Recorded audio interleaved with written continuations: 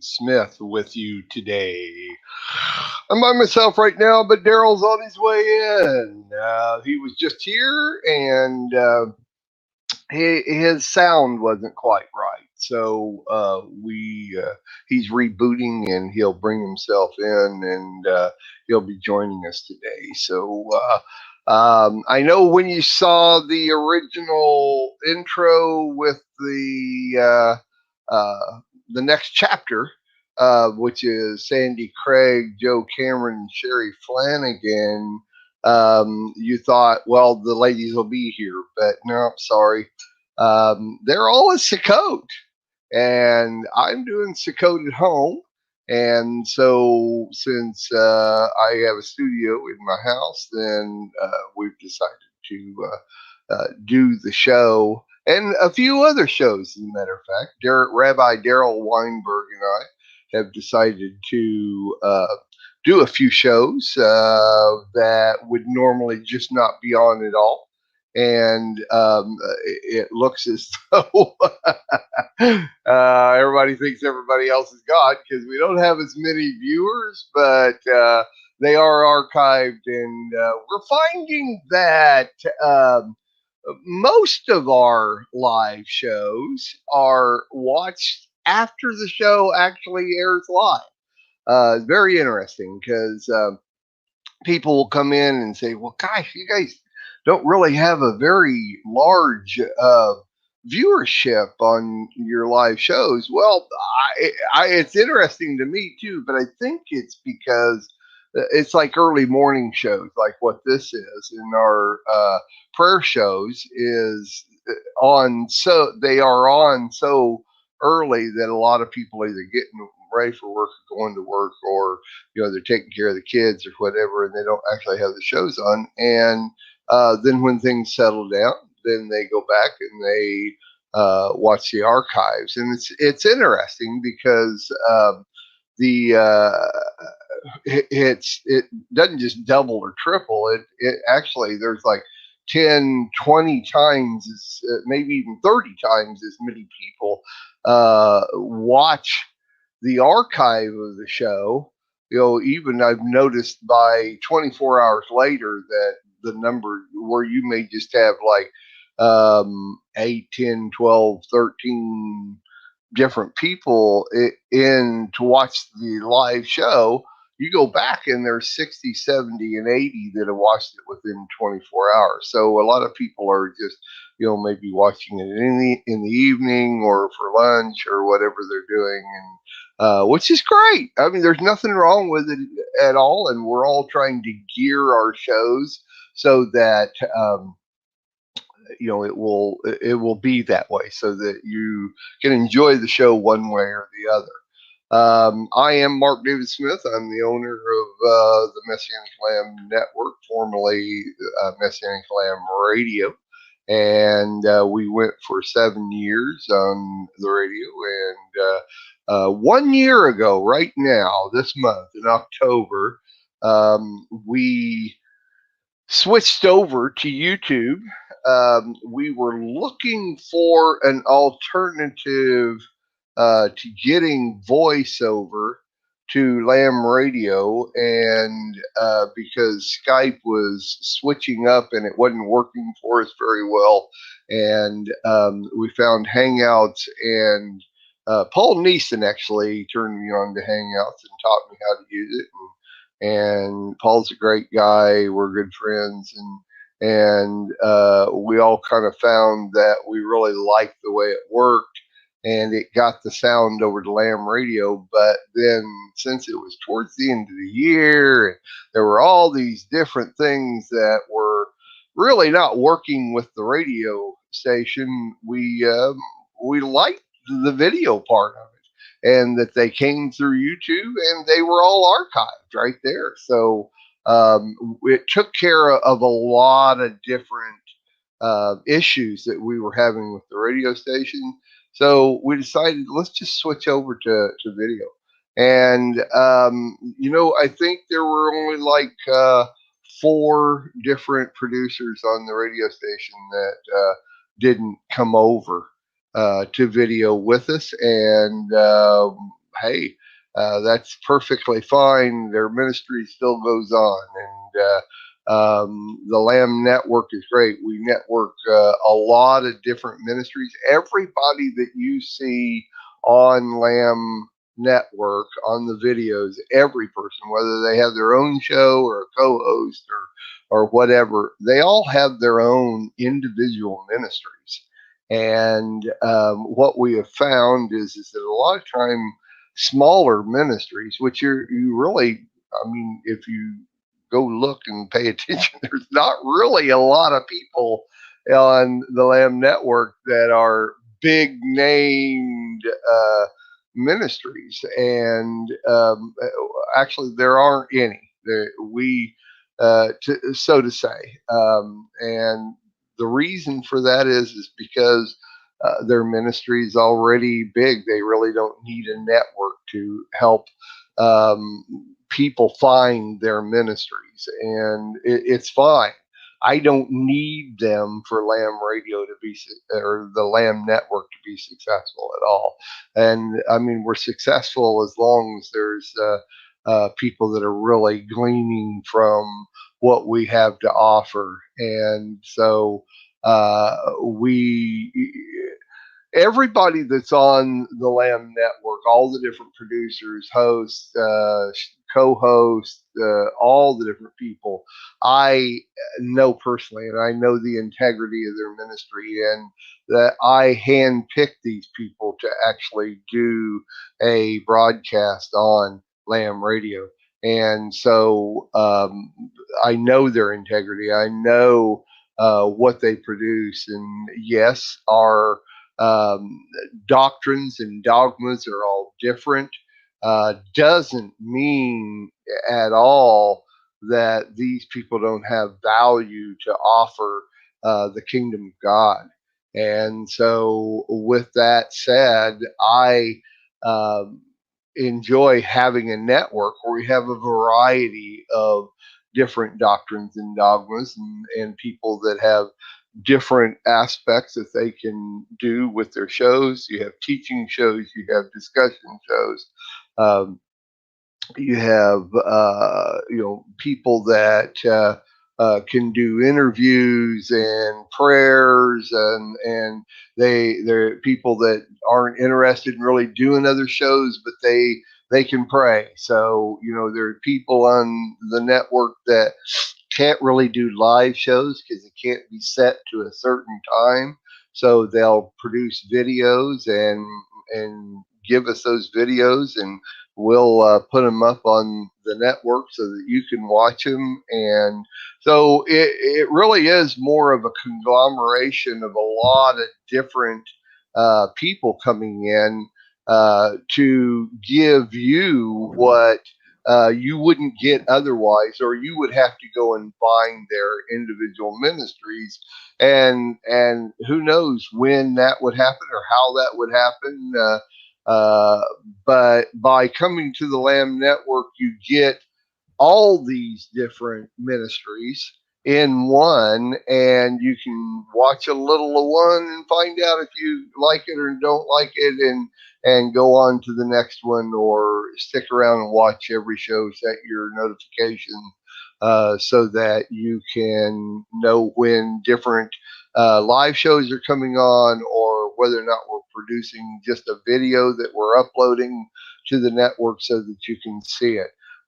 Your main concern, your main number one thing is that I have found, I mean, I've always done YouTube as far as going on and searching for things, but I've never actually done a YouTube channel, even though we've had the channel for a while. I've never experienced what it's like to have a channel. And what I found is that what you get with a YouTube channel is just a bunch of videos. And if you're brand new to our YouTube channel, then that's all you're going to see is there's just a big bunch of videos. And what are all these? And even if you go to the playlist, it's like, what are all these? So that's why with the banner that's up above, if you're on YouTube or whatever, you'll see on our channel on the banner above, you'll find that it is the Messianic Lamb Network. But underneath that, it gives you the website address, and in the bottom right hand corner, you can click. I guess in the picture, it's the bottom right hand corner. It switches everything around for us on StreamYard. But in the bottom right hand corner, if there's, you just click on that, it'll take you to the website. Now on the website, let me just tell you, the website is really where it's at, because it's going to give you all the show hosts and who they're about and what shows they do. And we have some people that do more than one show. And then it's also going to give you all the different shows and what those shows are about. Now, I am in the process, since we are still pretty new with this, is I am in the process of putting together each individual producer, host, or co-host, and who they are, what they're about, their biography, videos of them, and each show and what they're about. All that information is about, and who hosts it, who's on it, all that type of thing. And that way you can go find out who these people are and what the individual value of the show is to you individually. All the shows have value, but individually it helps to be able to find that out. And I mean, right on the very front page, as soon as you get there, then you'll see that it shows you the shows that for that day. You'll find it says today. You click on it. What shows are on today, and what shows are on the rest of the week, and that type of thing. So it's pretty easy to get around. And that being said, whoa, Daryl O, what be happening? What be going down with your old funky self? I am here. You're here. I am. And you sound like Daryl. Yeah. Wow. Very cool. So we resolved the issue, did we? We must have. It must be something in your settings that changes when I have my I have my webcam in one place, and most of the time my browser is over here. So if I did this over here, then I'd be constantly looking away from you. So I switch. I have 3 monitors. So I put my browser over on this side. That way I'm looking at you all the time, Daryl. What's up? What be happening, man? What be going down? You do speak jive, right? Yep, that's it, man.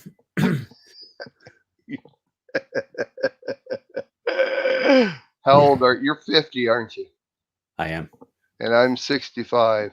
You're just a kid, Jack. I'd like to think so. Yeah. Some people accuse me of behaving like one. Oh, well, you're one of the most mature, stable, and even-keeled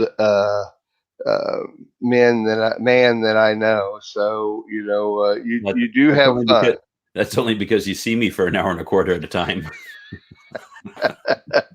Well, that's true. That's true. So, well, I know you have a ministry up there and you have everything going on up there, but I think you should get down here. I think you guys should take a vacation and come on down to. I know. It costs to take a vacation, right?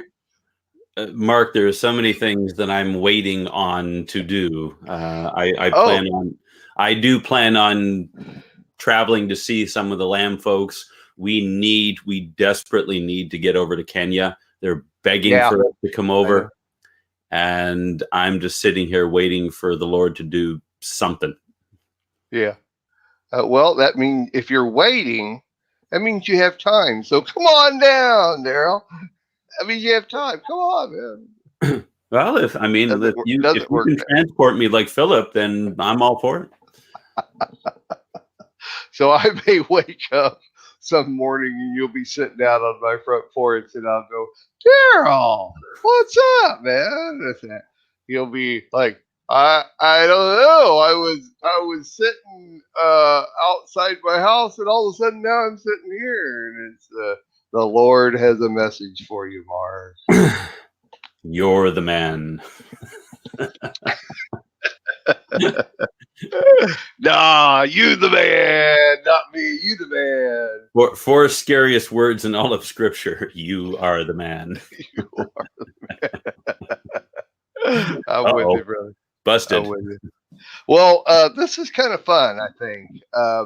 You and I have really not. We've been on different shows together, doing different things with other people, but we've never done a show together where we just kind of do things, you know. So, but anyway, it's nice. Hey, we have Ed. How you doing, man? Ed is on these. I think Ed has been away for a while. Just came back, and as he says, I like the new format. So I'm getting used to it, but it's much better. We like it. We like this a lot. I mean, it's fun to have our voices on, and even when we did Hangouts or even with Skype, we could see each other, but nobody else could see us, and it was just voices on the radio station. But now, now we all have to look decent and not sit here in our pajamas to do our shows, you know. So. Yeah, Alan had to take the curlers out of his hair and take off the bunny slippers now, and he's still bitter about it, I know. Yeah, that's right. Yeah, no, it's interesting. When we first started the radio station, I can't remember the first year or the second year. I'd have to go look that up. But right around this time, well, at the end of this month, when our favorite pagan holiday always shows up at the end of this month, it was either the first year or second year, we decided to do the first ever, as far as we was concerned, virtual conference. And it was called Prayer, Praise, and Proclamation. And I literally spent about 2 months putting together a 3-day actual conference, like on Friday, Saturday, and Sunday. You know, like when you would go to a big hotel and go to their conference room, and they would have different speakers speak on the 3 days, and then you spend the night, get up, and you commune with everybody and that type of thing. But we would start like at 9 o'clock in the morning and go to 10 o'clock at night. But I literally had enough people that I could schedule every hour of doing this. And then we would have me and other people on Lamb Radio, the producers, that would come in and buffer in between, you know, so that as soon as one person was done teaching, then we would talk to them a little bit and then let them go and bring the next person in and talk to them a little bit, introduce them, that type of thing. And we did a 3-day virtual conference, and it was extremely successful. We even had praise and worship people that would come in like and take the noon spot and play acoustic music live.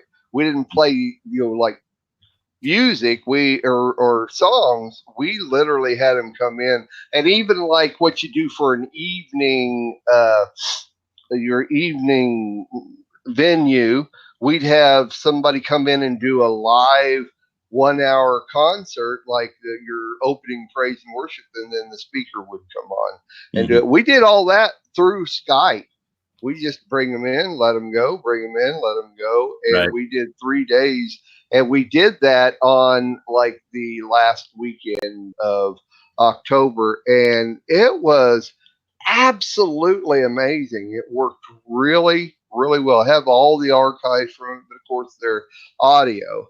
And I have been thinking about doing that again, and I think probably next year sometime we might put together another virtual conference. Only the great thing about it, it will be like all of us where it's on video like this.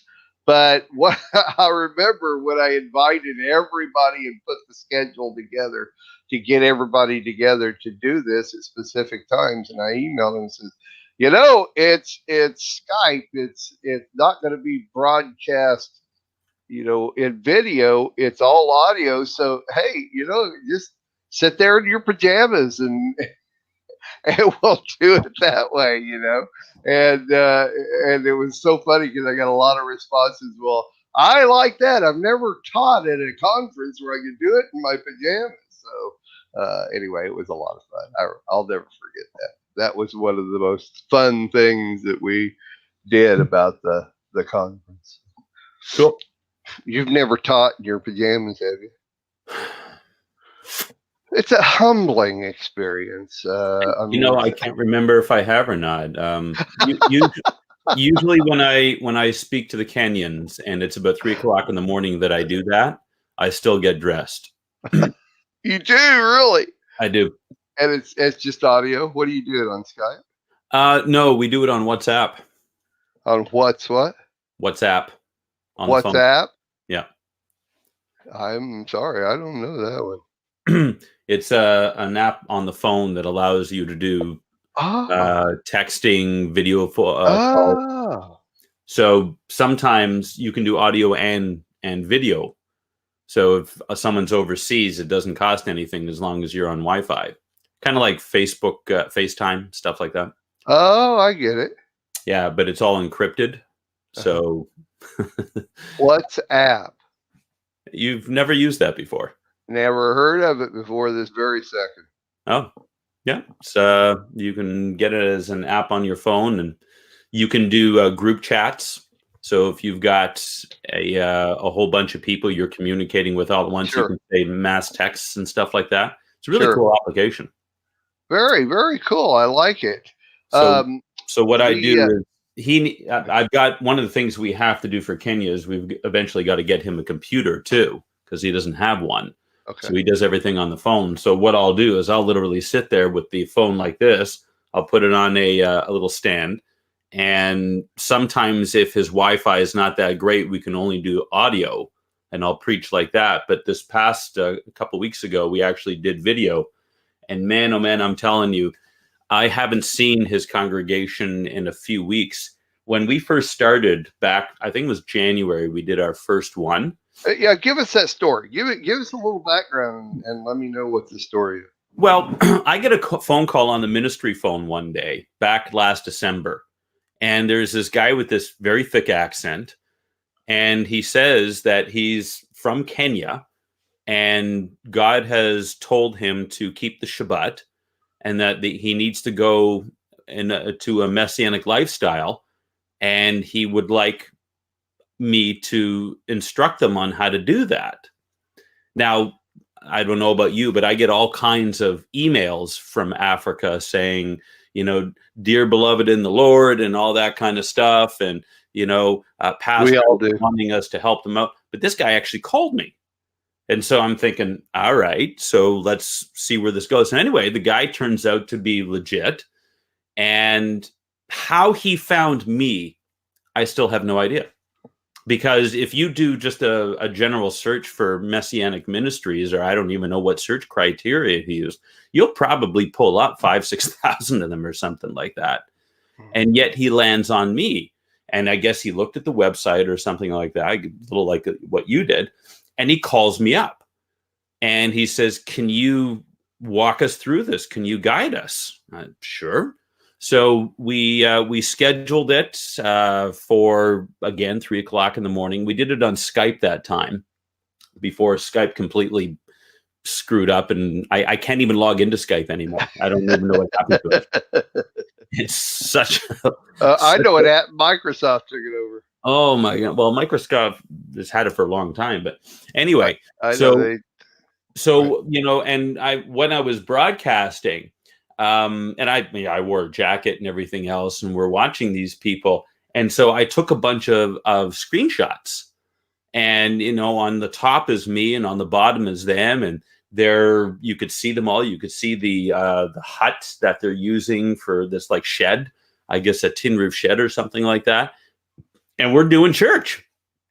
And, they were all excited about it and, teach us more. So we began to do this, starting to do this on a monthly basis.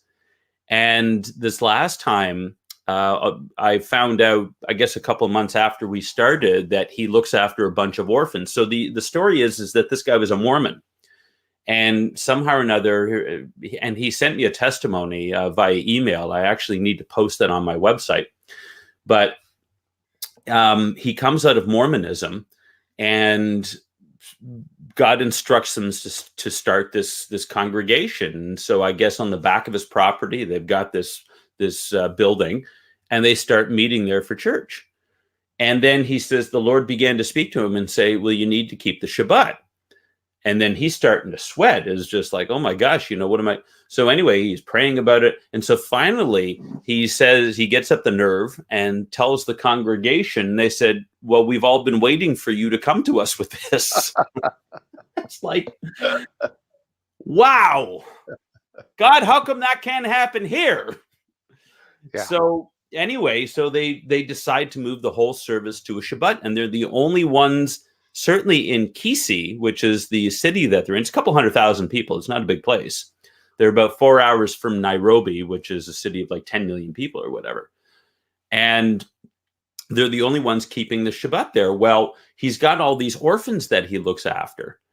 And so, we then began to develop the part of the relationship where eventually we did a fundraiser to feed the orphans because they've been going hungry a lot. But when we did the message a couple of weeks ago, and we were able to actually get back on video, I'm looking at his congregation. He's got close to 100 people there. When we started back at the beginning of the year, there was maybe 20, 25. So he's almost quadrupled the size. Now, that includes the kids. So when, I watched all these kids at the back, but you've got, every time we do a message with them, he's telling me that there's new people that have got. Okay, do we have any new people? Yeah, there's 3 people, there's whatever. And then then after I finish preaching, I'll ask dudes, does anybody have any questions? And so they'll come up, and he's translating, or his assistant there is translating, because they do everything in Swahili over there, but a lot of them speak English anyway. And they're just growing, they're thriving. And he's like, you need to come over. We need you over here. And he wants to do some outdoor stuff, like, tent revivals and whatnot that you can do. In Africa, they do that, and you get 10,000 people coming out for stuff like that. And he says that he'll put together some outdoor meetings for us when we come over. So I'm just like, as soon as God releases us, we're making arrangements. It's amazing. Wow, that's pretty cool. People get those emails from, you just never know, from all over the world, people asking for money to help, and, please pray for us and all this kind of stuff. It's just, if you did every one of them, you would be living out on the street and wouldn't have internet anymore. Well, I get a lot of them from supposed pastors who are saying, please come teach us. But this guy actually picked up the phone, and he had some sort of deal where he could call overseas, one number, and he could call overseas. And so I would get phone calls from him. And just the other day, I was out, I was ministering to someone. We were going for a ride. And then I get a phone call from Africa, and I said, hang on a sec, I got to take this. And just chit chat. And you know what? He always calls me up after, thanks me, just wants to greet me, say hello. I got a bunch of pictures and videos from him with the kids now eating and what they did. And he says he's going to send me, an accounting of what they did with the money that we sent over, because he says accountability is very important. I mean, it's like, how come I can't get this in North America? Yeah. So it's God's doing something amazing over there. We're too distracted over here. We got way too many other things that are more valuable to us. I have learned the value of the word value. Mm-hmm. And let me tell you what, it's different in every individual part of the world. You just can't even imagine sometimes how all that works. So, well, thanks, brother. I've been very interested to hear you talk about it all the time. and I really didn't know any background to it. But Well, and one of the reasons that actually they're struggling financially is because as a Mormon, he was working for a Mormon company. And when he left the Mormon faith, he got fired. They got rid of him. So, here's this guy. Not only is he ministering, he's got a wife and 3 kids, but they've got over 50 orphans, and they have no means of income now because of the persecution of his faith. So we were able to now, I mean, it's kind of ironic that, we've been going through our struggles here, and I've shared some of those with you and kind of alluded to them with some other people. And yet, I went to the mailbox the other day, the ministry mailbox, and got a nice big check for Kenya. And I just kind of looked up at God, and it was just like, yep, there you go.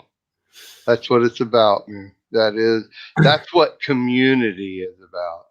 Yeah. God's community is about. The world's community, it's like the difference between hope and hope.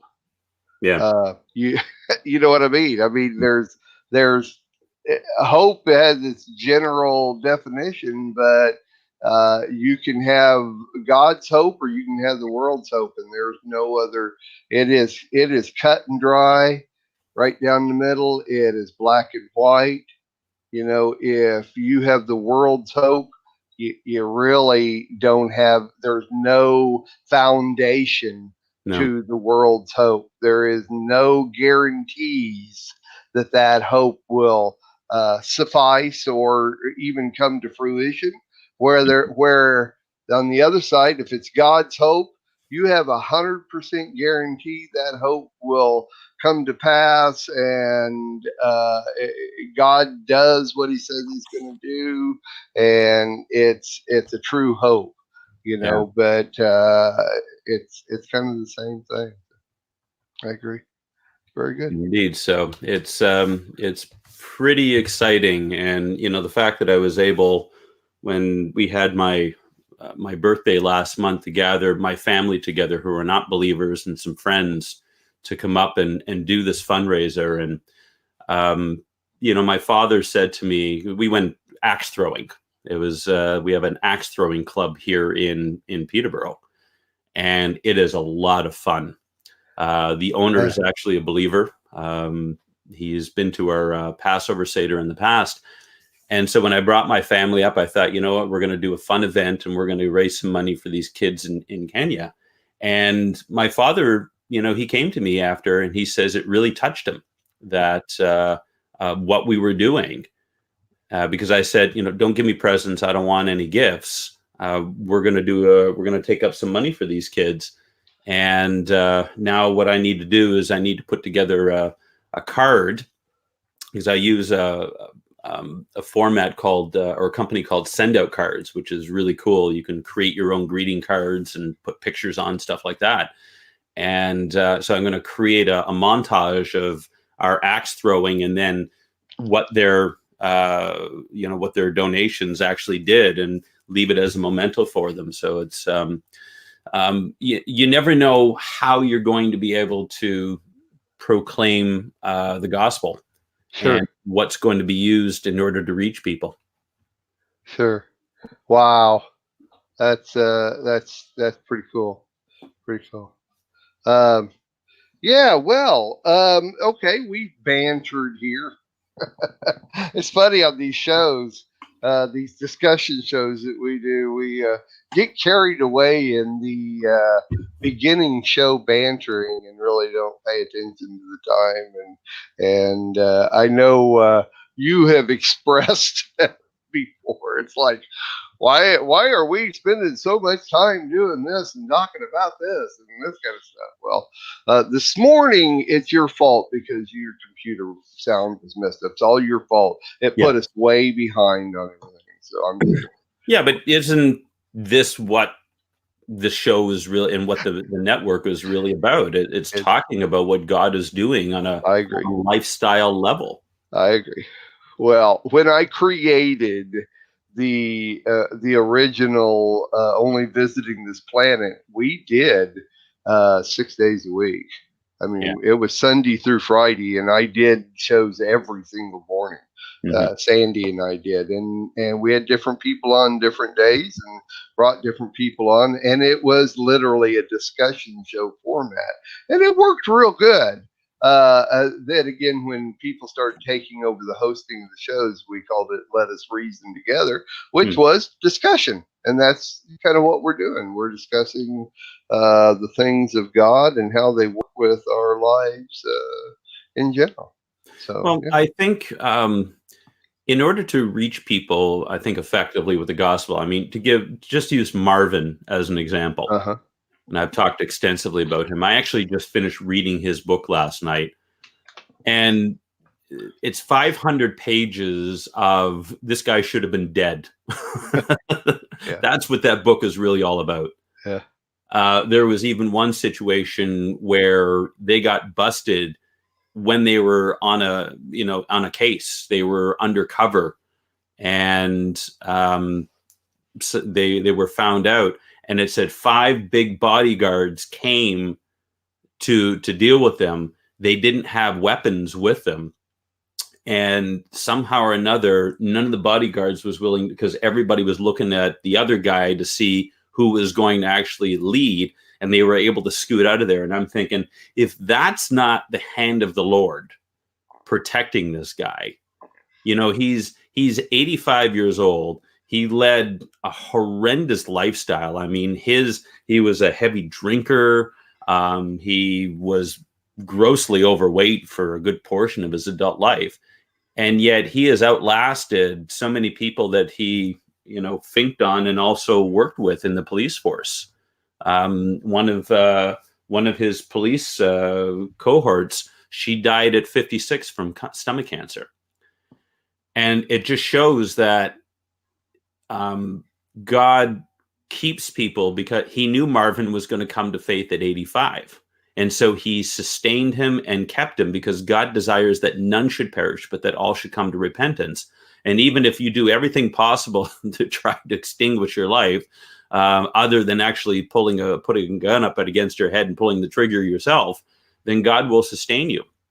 And I'm just watching that, and I'm thinking, what kind of impact is this guy going to have now? I don't know how long he has left. I mean, maybe God just kept him until he was able to come to faith, and then he'll take him home, or maybe he's going to give him a ministry of 5 to 10 years or something like that, where he can now use this testimony in order to proclaim the gospel. But a lot of people apparently have read his book and gotten really angry at him because of the things that he did. I read his book and I'm thinking, God's mercy is amazing. And now that he has come to a saving faith, it's the challenge is now going to be, how do we shift that mindset of his to, instead of focusing on everything that happened, to now saying, well, this is what God did so that I can tell you this. All right. That's good. Yeah. And so even, this weekend, he lives about 80 miles or so from Niagara Falls, where we're going to be going down this weekend. And so as we pass through Toronto, we pick him up and we take him down. And, trying to make arrangements. The guy was a driver for years and years. He lost his license last year. So now someone else has got to pick him up. I mean, there's irony for you. But, he really is excited about coming down, and we're even making arrangements for him to sleep overnight so that I can, I don't have to make a special trip back, because 80 miles each way is a lot of traveling. Sure. To make that as an extra trip, because where I live down to Niagara Falls, it's about 220 miles. So it's a bit of a haul. And then to have to do an extra 80 each way as an extra trip to drop him off at home, then go back down again. It was too much.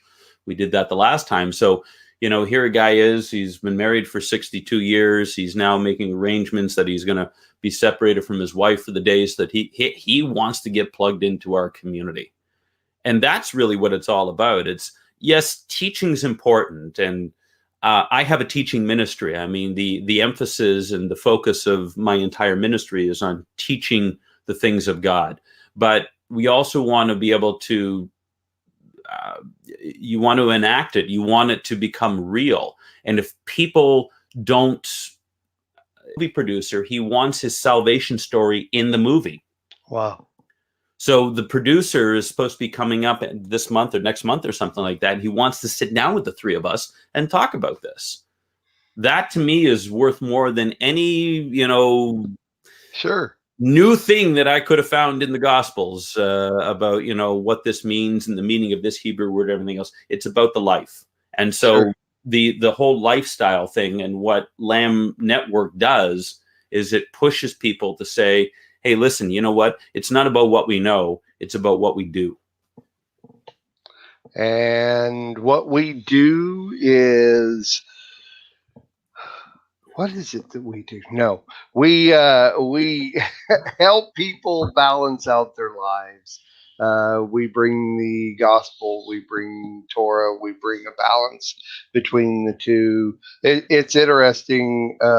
The church that I've been going to is extremely heavy on evangelism, and my wife and I was talking about it the other night, and she says, "Well, you know what it should, the balance in there should be is that the Christians go out and get people saved, then they send them to us Messianics, and we'll teach them." Exactly. I like it. Yeah, I like it, but we ought to be out there, getting people into the kingdom too. I know you've heard me say it, but it's interesting because the I'm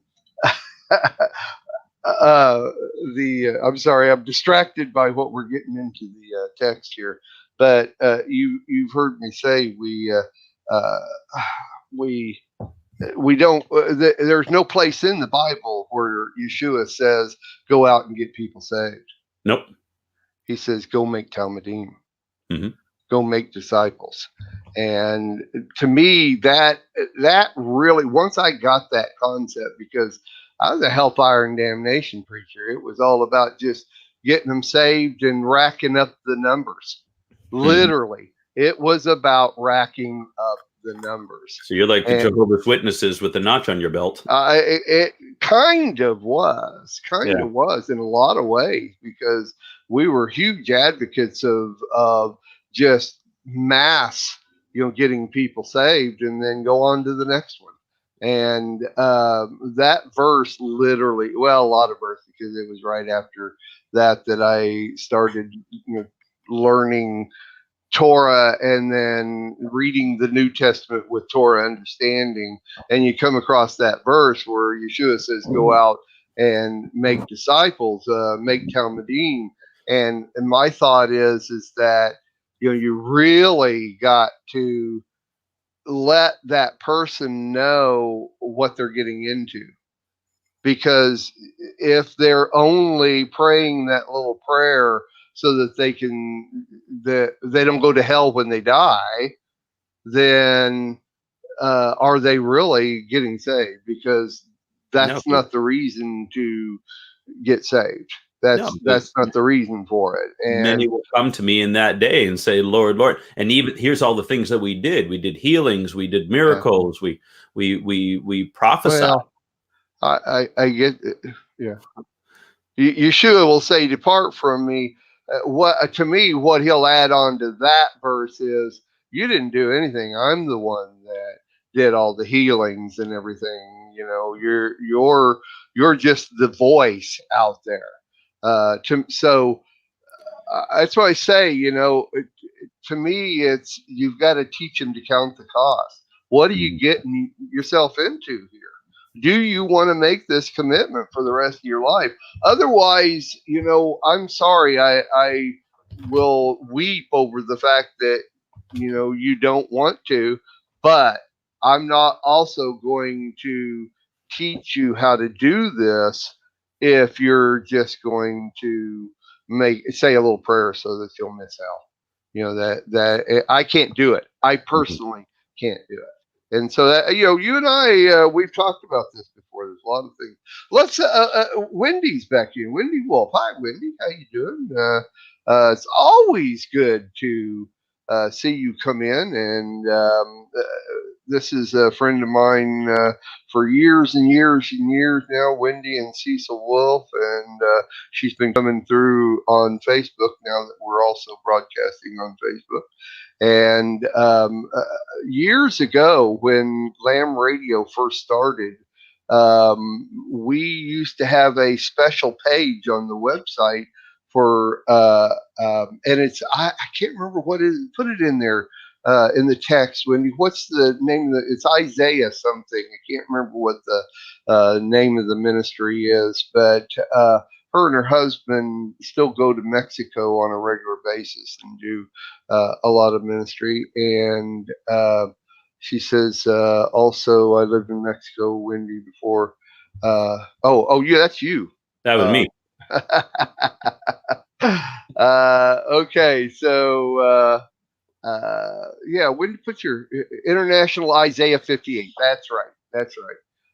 And we used to have a web page I built onto the Messianic Lamb Radio that explained all that, put pictures up there, and had a link to get a hold of them. So they are very dear people to me, wonderful people of the Lord.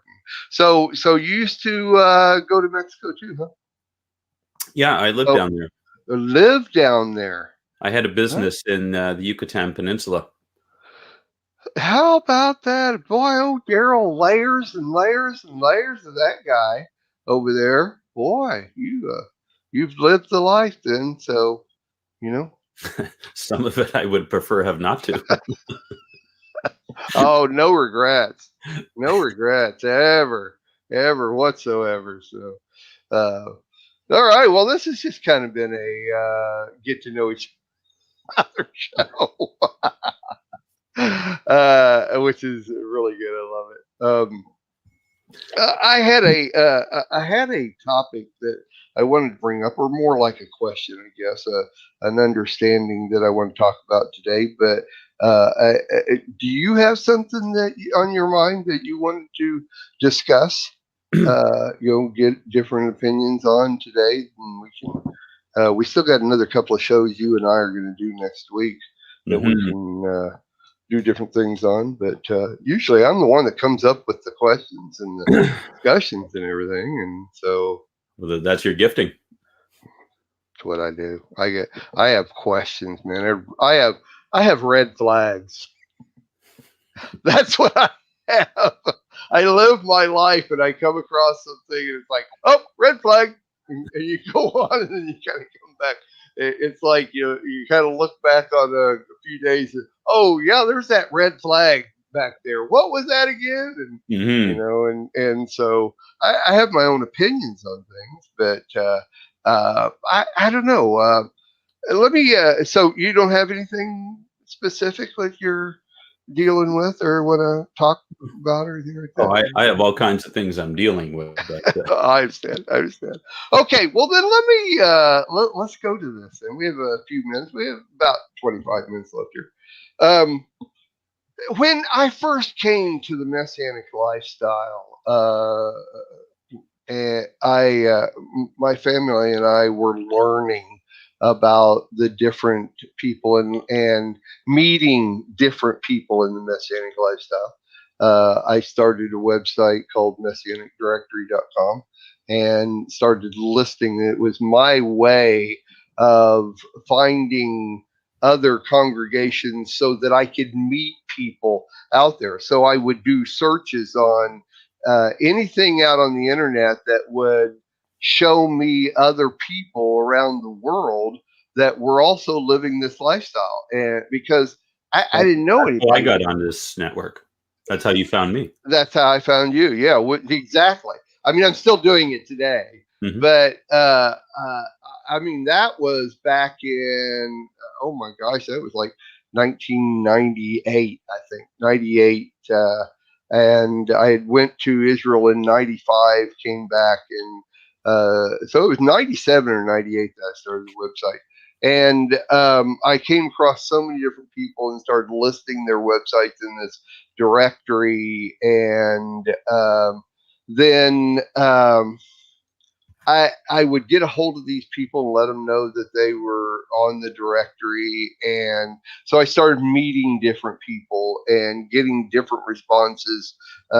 Rarely ever got anybody say, no, I don't want to be on your directory. It was like 99.9% everybody wanted to be on there, so that they could be seen by other people. Right. And, but I started learning, uh, about the different, it's not denominations, but it's different doctrines, dogmas, different way people saw different things. And within our first 6 months of really living the lifestyle and forsaking the old lifestyle and starting this, we found a congregation, through my search. We lived in the very southeast corner of Kansas, and we found a congregation in Kansas City. So my wife and I and my daughter drove up to Kansas City. We got a motel room and then went to the synagogue the next day. It was literally a Messianic synagogue. Now, it may have been in a church, but it was still, a full seating, and they did the liturgy and everything like that.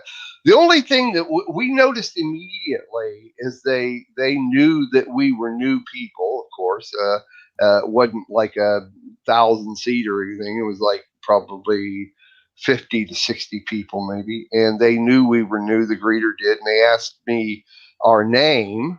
And when I said Smith, you could see a facial expression change, and they motioned to somebody, and they came and got us and showed us where we could sit. Oh, really? Which was on the second to the back row or the back row, The back of the bus. pretty basically.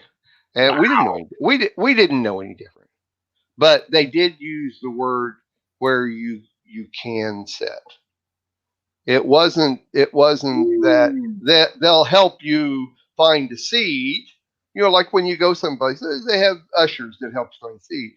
That they literally worded it, okay, this is where you can sit. And so we actually blew it off.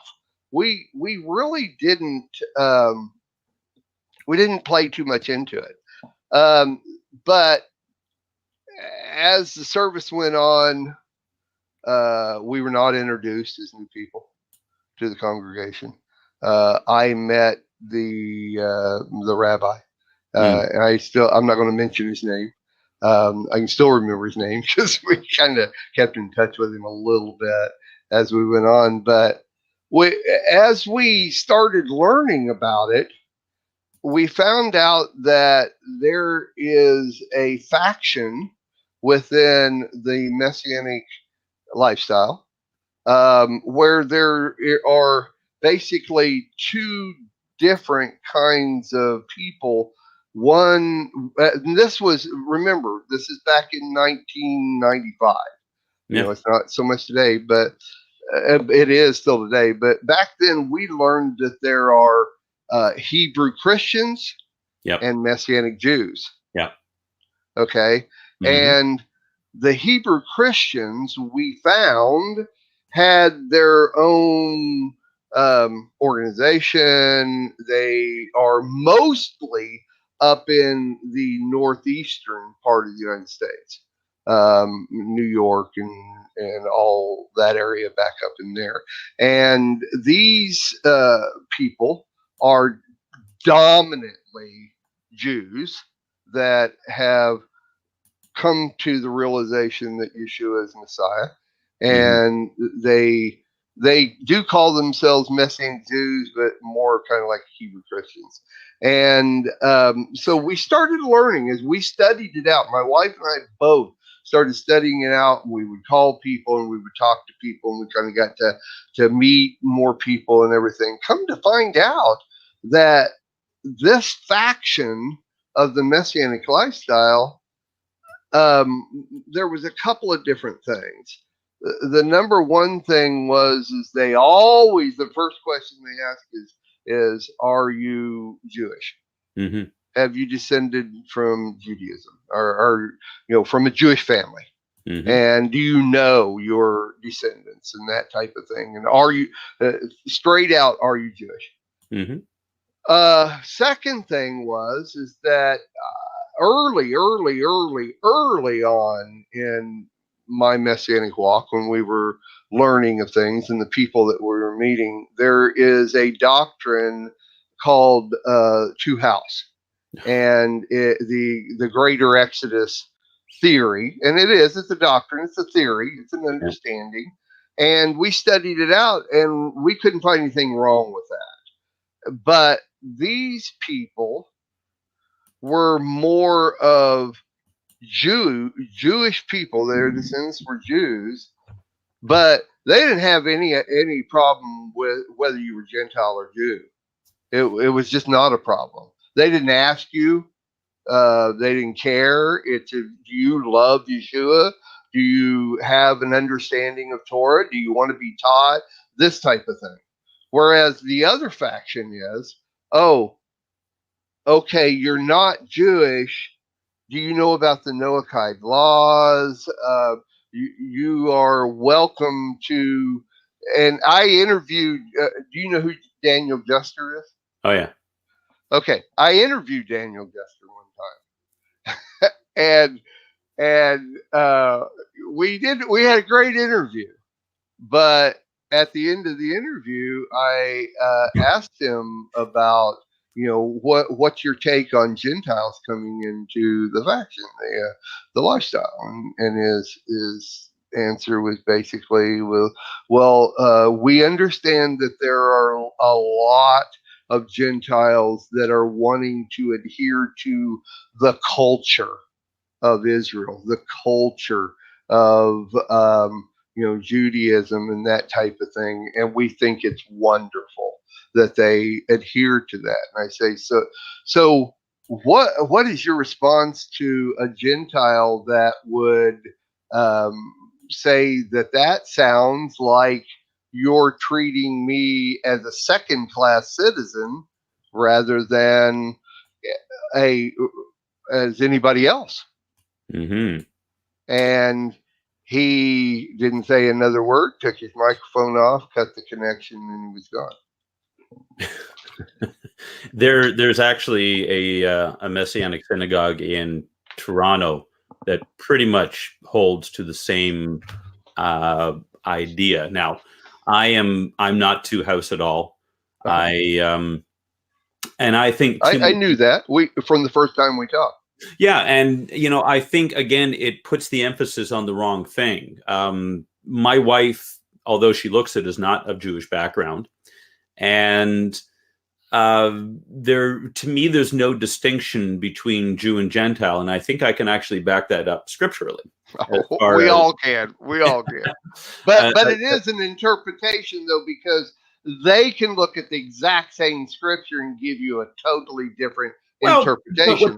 But what Paul is saying is that before Messiah, it doesn't matter what you are. We're all created in the image of God. And the fact that at some point in time in history, God chose a particular person to begin a nation, to create a nation of, so that he could reveal himself to the world. But Israel, and this, again, it goes back to the name of our ministry, Or L'Goyim, a light to the nations. This one distinctive nation was supposed to be a beacon of light, to draw, like a lighthouse, to draw all the nations back to God. God, up until that point, had worked with individuals, whether it be Enoch or Noah or whoever. But at this point in history, now God says, okay, now we're going to create a nation, because I've got to start, revealing to people what family and nationhood really looks like. But we still all bleed the same way. We still all have 2 eyes, 2 ears, 2 legs, 2 arms. DNA, there's absolutely no difference as to whether, with Jewish people in the DNA, there's the 4 amino acid, and then there's a question mark. So we have an extra one there. So That's how Jewish people are genetically different. We have a question mark in our DNA because we ask a bunch of questions. So, but other than that, so for me, the president of the board of my directors is the board of directors of the ministry is not Jewish. Now he has adopted a messianic lifestyle. His wife is Jewish, and he's been living this lifestyle for longer than I've been in the faith.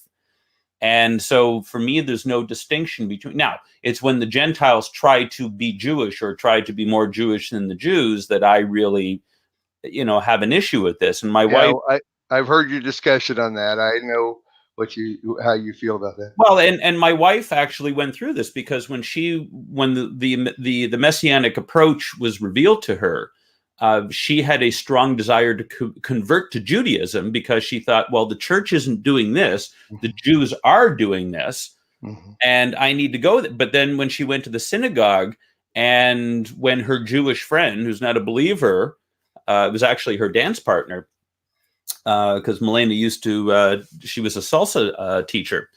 And her dance partner was Jewish. And so she goes to the synagogue with him. She says, well, I want to be introduced to the rabbi because I want to convert to Judaism. He says, fine. But he says to her, you're going to have to give up this Jesus thing. Well, now she's left with a conundrum.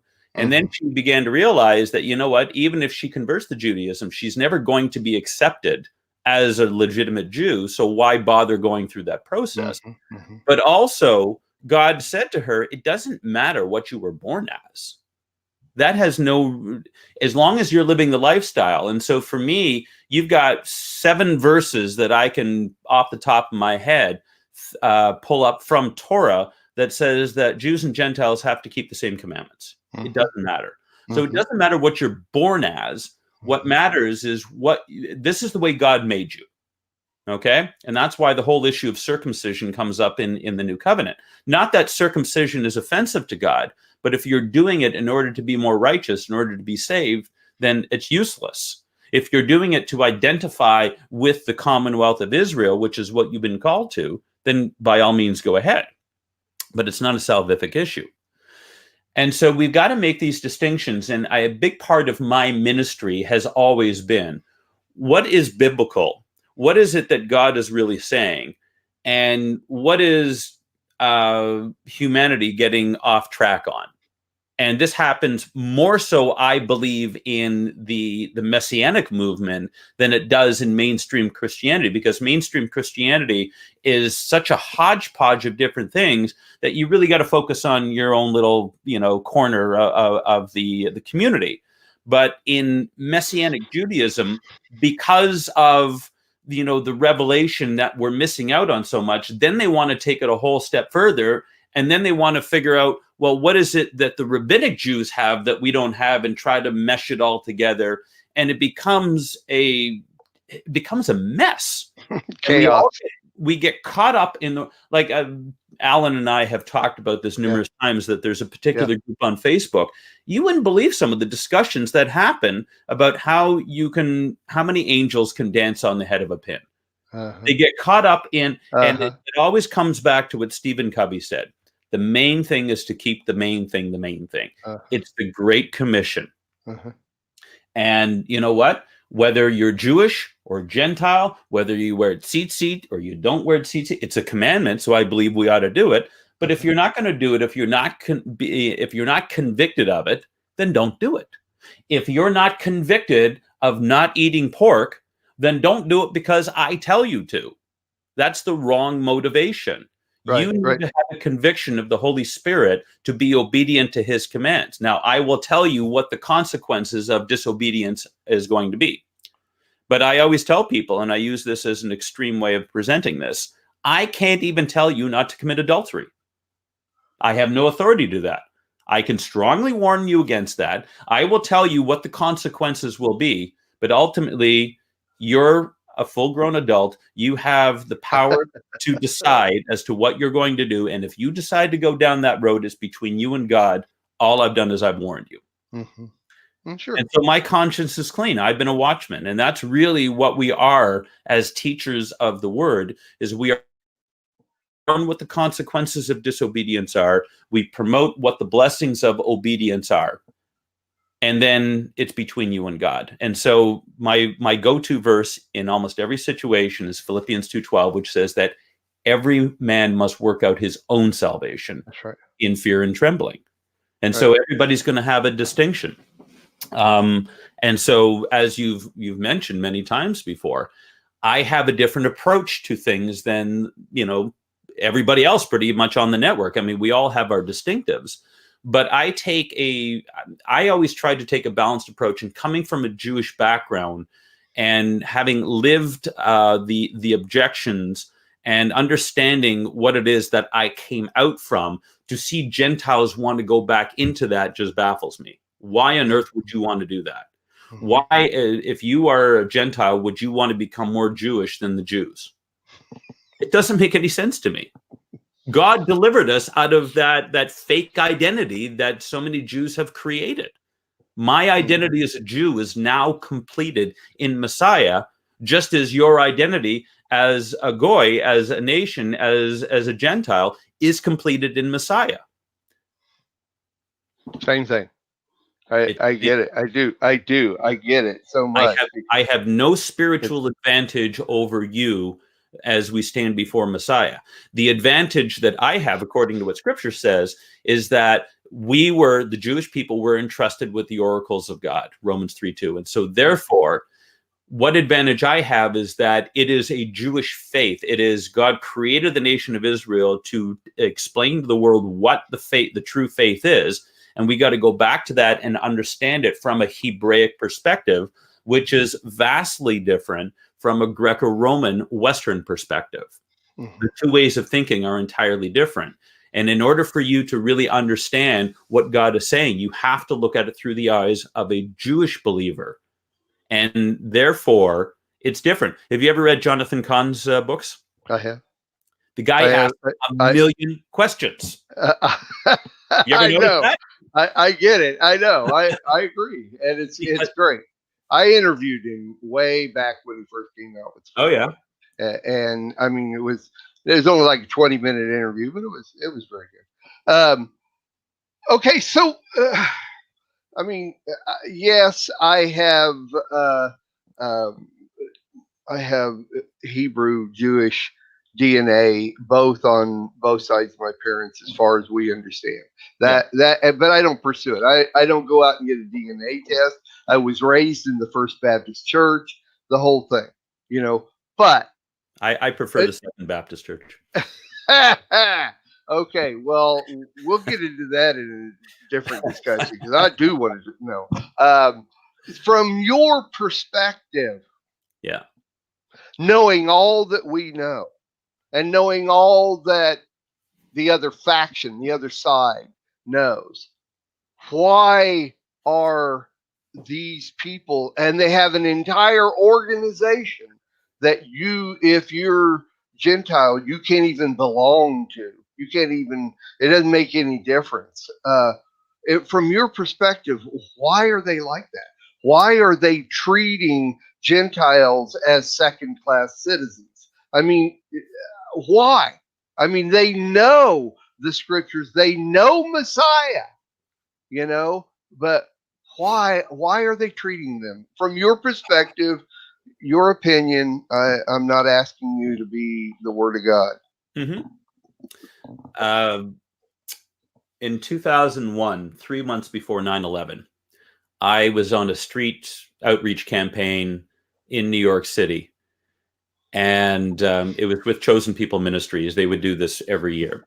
So you spend 2 weeks at Moody Bible Institute getting trained, and then you go out on the streets of New York. And I challenge anybody, if you want to stretch your boundaries, go hand out tracts to Jewish people in New York City and see what persecution and and I can only imagine, but I can't imagine. Man. There were times where I was really glad that I had about 20 years of martial arts training at the time, let me tell you. To at least defend yourself. Well, yeah, because my partner, it was really funny, because there was one day my partner, she was a 5'2" little Italian woman. And there was one day we were somewhere in downtown Manhattan, and some guy came and grabbed the tracts out of her hand and threw them in the garbage. There was another time some, big, huge guy came by and he shouldered her and she went tumbling along the ground. And I thought, how do you attract all these people? But they can. I was, and I think I might have mentioned this before, that, good morning. Good morning, Yoshi. Say hi to Mark. Hi. Anyway, I'm just telling a story, so let me... No. So anyway, when I was at Moody, and there was about 25, 26 people. So about half a dozen of us were of Jewish background and the rest were Gentiles. And you could really see the distinction because the Gentiles are writing furiously as Dr. Radelnik, who was our main teacher, was explaining all these things. And, everybody who was Jewish said, yep, did that, experienced that, we know that, did that last week, as a matter of fact. And my roommate was a 23-year-old Russian pastor from Oklahoma, I think. Yeah. Russian pastor from Oklahoma. He was a Russian pastor from Oklahoma Omaha, Nebraska. He was in Omaha. And I actually did, I did a speaking tour down there. And one night when we get back to the dorm, he turns around and asked me, he says, do Jewish people think that they're better than everybody else? And I thought, oh boy, this is a loaded question. And I paused for a minute and I said, well, yes, they actually do. And he really got indignant about that. And he said, well, how could that be? And this, and that, and the other thing. And I said, well, hang on a second here. I said, look at it from this perspective. If every nation in the world at some point in time had tried to exterminate you, wouldn't you think that you were better than everybody else too? And he paused. And then the next day it was really funny because then we were talking about Jewish history and we were talking about the Inquisition, the pogroms in Eastern Europe, and, the anti-Semitism that, came out of mainly the church. So the reason why, to go back to your question, that you've got this whole faction within the Messianic movement that believes that Jewish people are better is because they don't really understand what the chosen people really mean. God says to Israel that he chose them. And so we have the title chosen people. But what were we chosen for? And as I said, we were chosen in order to reveal Messiah to the world, to reveal God's, the person of God and his ways to the entire world.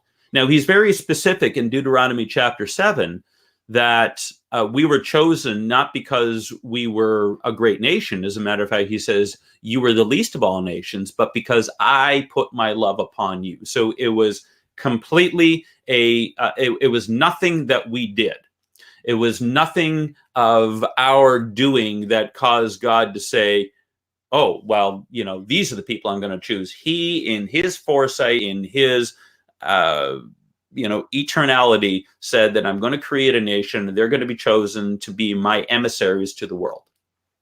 And so I look at that as being a great responsibility, but also very humbling. The problem you get into is that when the flesh gets in the way, and we see this, as I said, First Baptist Church. Why is it the First Baptist Church? What about second? What about third? Like, what is the point of that name? It's to elevate ourselves. Mm-hmm.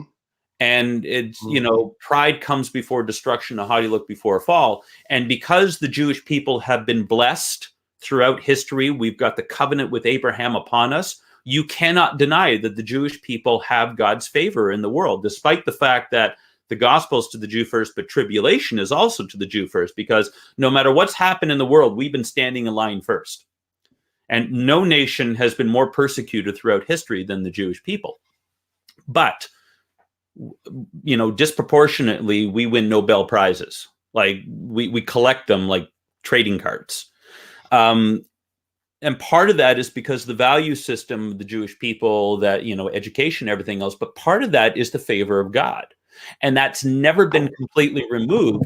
even if Israel has been walking in disobedience. Because he says that, I will never leave you nor forsake you.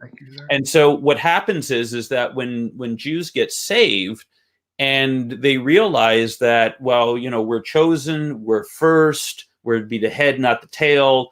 The gospel was given to us first, and the scriptures were given to us. Pride gets in the way. And then we start thinking that there's a distinction between us and that, oh, you Gentiles, you need to come and be more like us. That's exactly what they were dealing with in Acts chapter 15. Now, conversely, you have many elements of the church saying that the Jews need to become like us now, and they need not to be circumcised, and they need to worship on Sunday, eat pork, and celebrate Christmas. So you've got it happening on both sides. And so the reason is because the flesh gets in the way. And there's an element of pride. And what we always try to do is we try to grab onto something that makes us superior to everybody else. We want to give God 95% of the glory, but we're going to take 5% for ourselves. And it's something that I got to fight against on both sides in this ministry all the time. I've had Jewish people in my ministry who thought it was their mission to go to the churches and tell everybody what a bunch of idiots that they were. I said, no, you can't do that. But then you have a bunch of pastors who are telling me that I was almost kicked out of the organization, the denomination that ordained me here in Canada, because I said the feast days were for the Gentiles. And the guy who was leading the campaign against me has a Jewish father. It's fun. So it's like, the song says, clowns to the left of me, jokers to the right. Great. Yeah, I that's good. That's really good. I like that balanced explanation, and it's very good. And that's what I love about you, brother. You are one of the most balanced people I know, and I can always go to you. You listen, and you learn, and you share, and you use the wisdom that you've gained through the working of Torah in your life, and I appreciate that so much. I kind of have that general idea practically every time, but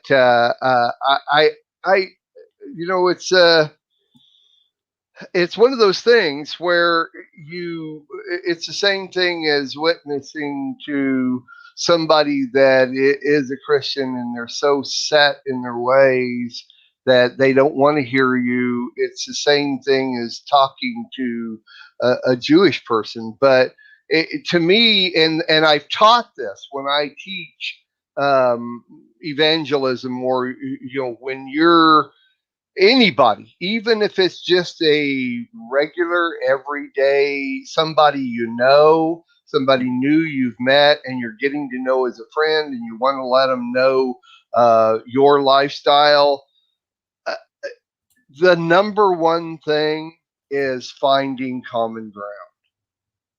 You have to be able to find common ground. The second thing that you have to know is, what do you believe about my lifestyle or what I'm going to share with you?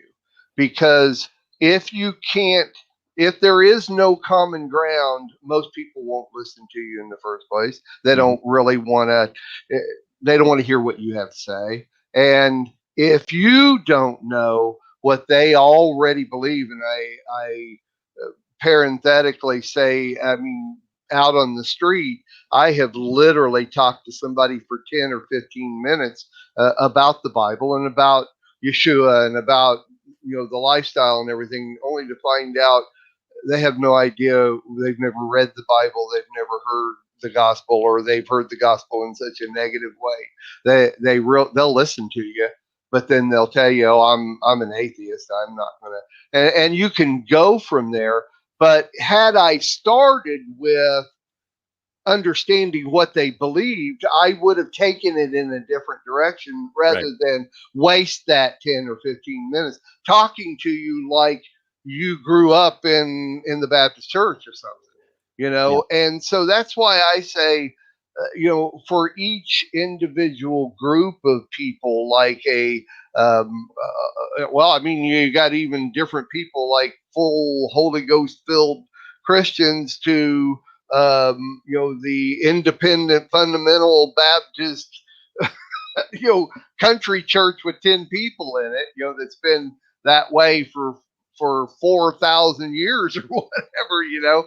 These people come from a different understanding, and they come from a different perception of the Bible, a different interpretation of the Bible than other people do. Just like a Jewish person that's Orthodox Jewish, they come from a different interpretation of the Bible. It's the same words, but it's even and from what I understand, because I've heard the stories of how many times Christians have gone to Israel to witness to the Jews, and they end up denying Jesus and converting to Judaism because the Jews know more about the New Testament than you do.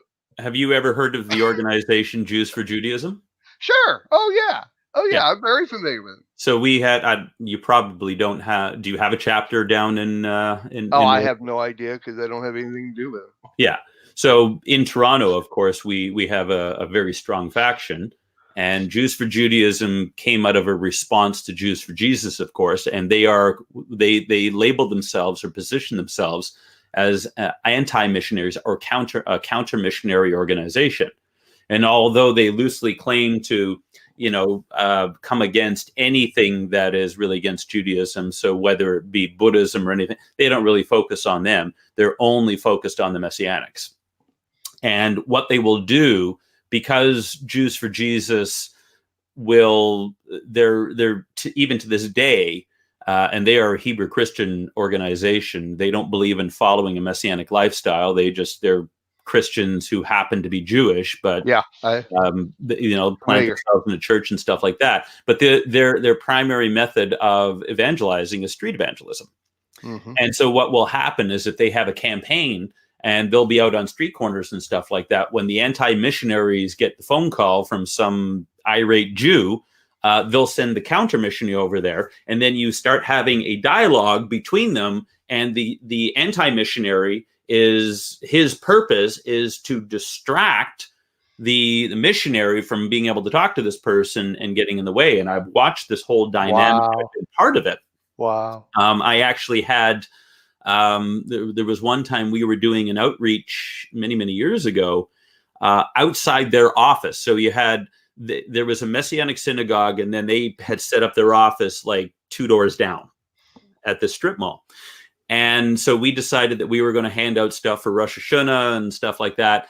And one of our girls, she was Gentile, and she was handing out, tracts and stuff like that. And so I watched this short little Orthodox guy come over and start talking to her.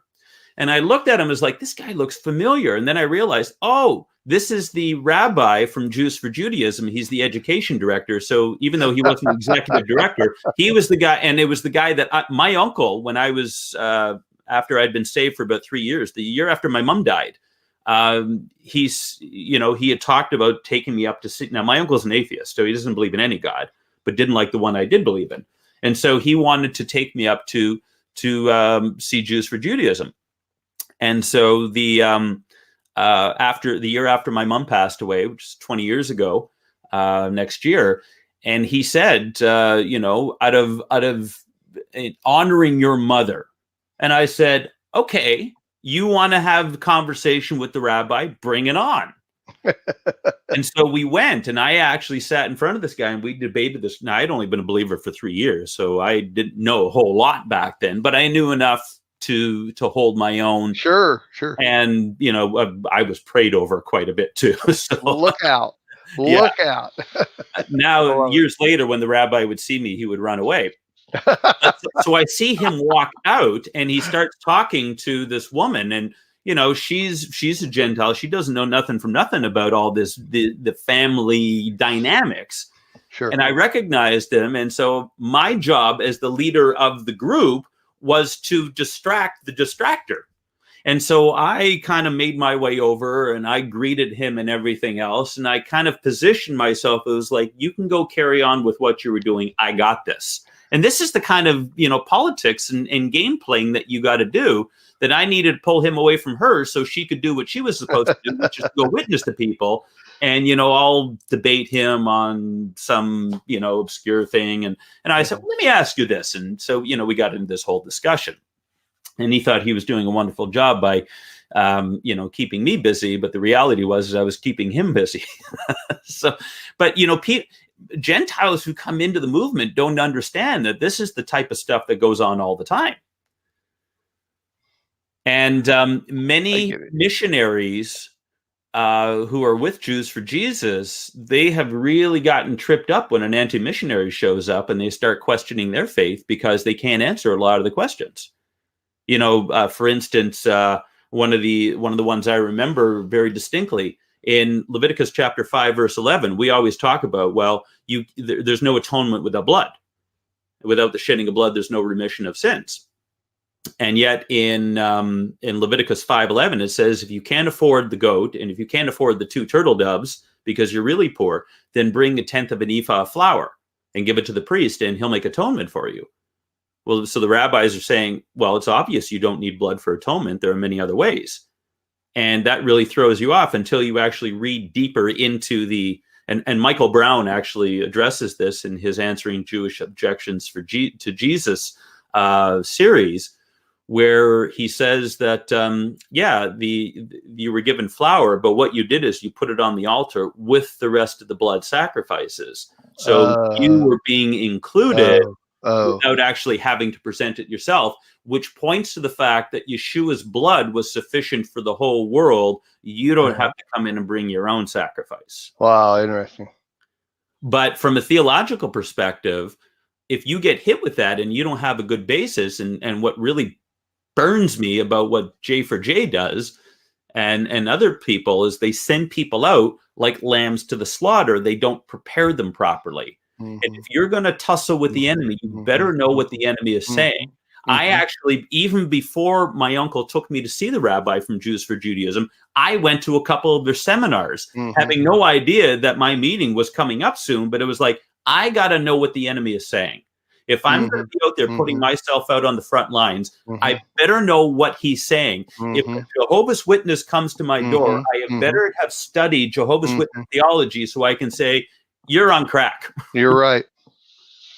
100% right. No man goes into battle without first counting cost. Whew. That's all there is to it. Doing it all the time. I know. And they're getting slaughtered out there. I know. I agree, brother. That is why I say I used to teach evangelism, because don't go out there and just get people saved. It doesn't work that way at all. And I we can get into that. That's what does Peter say? What? What does Peter say? Study and show yourself approved, a worker who need not be ashamed. That's right. Exactly. Open up your Bible. Exactly. So I really think, and I know we got to wrap it up here, I really look at my ministry as teaching people how to walk this out, but really fighting hard against watching people spin out into all kinds of funky directions. What are we focused on? We're focused on proclaiming the gospel, but also growing in our relationship. And so when you look at our mission statement, we preach the gospel to the Jews, we help Gentiles reconnect to their Hebraic roots so that we can worship as one new man and expand the kingdom until his return. And if you get focused, we can discuss two house, we can discuss, flat earth, we can discuss all these things, but if it's going to distract us from what we're really supposed to be focusing on, which is the proclaiming of the gospel and helping people walk this lifestyle out, then I have no time for it. And I am adamant about that kind of stuff. And people get offended with how strong I come against it. But you know what? My mother died in my arms after I was only saved for 2 years. I held her and watched the life go from her eyes. You know what? Time is short. And we got people going to hell in their sins all the time. And we're sitting there and we're arguing about this, that, and the other thing. And you know what? It really pisses me off. because I buried far too many of my family members who didn't know the gospel. I just went to my uncle's funeral 4 weeks ago, who was heavily involved in Kabbalah for about 15 years. I know where that guy went. In large part because of the stupidity that the Messianic movement gets caught up in is the reason why we're not penetrating the Jewish community. Mm-hmm. Mm-hmm. Well said, brother. Well said. Very, very, very well. It's also why we're not reaching any other community too. It really is. And so I agree with you. All right, brother. Well, okay. Then I think we're going to close it up here. I want to remind everybody, thank you, Daryl, by the way, for all your insight there. I love to hear you teach on what you know. I don't love to hear you teach on what you don't know. But I don't like to hear me talk about what I don't know either. Anyway, go to let's see, go to messianiclamradio.com and learn about the Messianic Lamb Network. We are a group of Messianic ministries. Each one of us have our own individual ministry that we bring into this network that we share. And isn't that what it's all about? It's about gathering and not scattering. It's about community and not individualism. There's nothing wrong with you having your own ministry, dwelling on specific doctrines, and there's nothing wrong with disagreeing in those doctrines. But it is all about coming together. I love the old saying of two Jews, 3 opinions. You can have 2 Jews that fight over disagreements in what they believe and what this scripture says. They can knock down, drag out, fight. 2 different opinions, and then the third opinion is they shake hands and they go to lunch together. That to me is what it's all about. Is that we don't want to fight, but it's still being able to disagree and smile and laugh together and have a good time and go on, because that's where we learn. I mean, if I don't learn something new about my God and the people that live with me in this lifestyle, then what value? I lost value in that day.